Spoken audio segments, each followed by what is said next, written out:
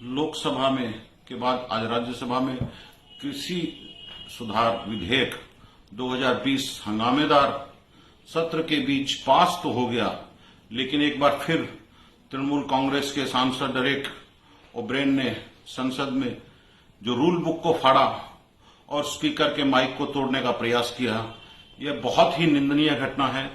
आज राज्यसभा में जिस तरह से तृणमूल कांग्रेस सांसद द्वारा रूल बुक फाड़ा गया है और संसद की गरिमा को ठेस पहुंचाई गई है, उसी जगह में मुझे दीदी की एक बात याद आ रही है।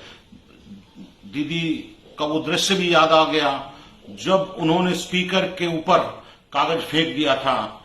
क्या ये किसान हितैषी लोग हैं?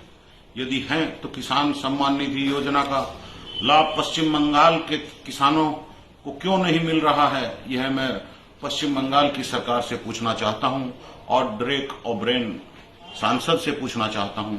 राज्यसभा में किया गया ये हरकत केवल पश्चिम बंगाल में पकड़े गए आतंकियों से जो सरकार की किरकिरी हो रही है, उनसे लोगों का ध्यान भटकाने के लिए यह किया गया है।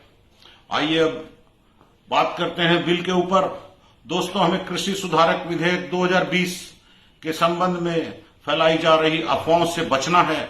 कृषि संबंधित विधेयक में किसानों को पर्याप्त सुरक्षा प्रदान की गई है। यह बिल पूरी तरह से किसानों के हित में है।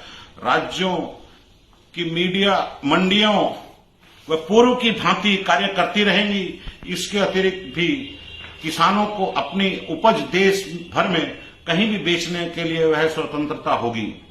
ये विधेयक न्यूनतम समर्थन मूल्य एमएसपी को बिल्कुल भी प्रभावित नहीं करता है। एमएसपी प्रणाली पूरी तरह से जारी रहेगी। ये विधेयक किसानों के पास उपलब्ध विकल्पों की संख्या में वृद्धि भी करता है। किसान खाद्य उत्पाद कंपनियों के साथ अपनी उपज के लिए सीधे समझौता कर सकेंगे। किसानों द्वारा अपनी उपज बेचने के लिए यह किया गया अनुबंध केवल उपज के ऊपर लागू होगा, जमीन पर नहीं। जमीन पर मालिकाना अधिकार किसान का ही रहेगा। दोस्तों, ये विधेयक हर तरह से किसानों के हक के लिए बहुत जरूरी था और यह विधेयक अब कानून का रूप ले चुका है। तो मैं आप